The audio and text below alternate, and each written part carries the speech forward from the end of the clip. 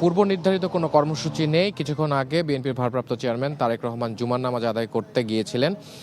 মূলত তিনি গিয়েছিলেন নেভাল হেডকোয়ার্টার যে জামে মসজিদ আছে সেখান থেকে তিনি আবার বাসভবনে প্রবেশ করেছেন।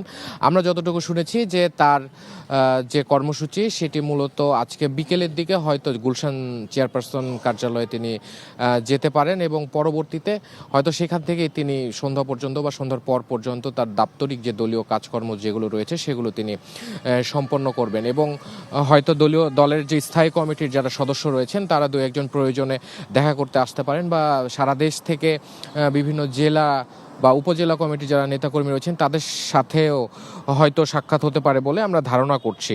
এবং আমি আপনাকে জানিয়ে রাখতে চাই যে উত্তরবঙ্গ সফর দিয়ে তার রাজনৈতিক সফর শুরু হচ্ছে ঢাকার বাইরে।